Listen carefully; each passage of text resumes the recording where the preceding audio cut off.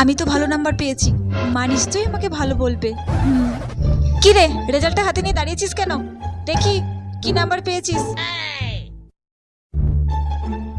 ছি ছি ছি ছি ছি ছি, তুই অজ্ঞেতে মাত্র 25 পেয়েছিস।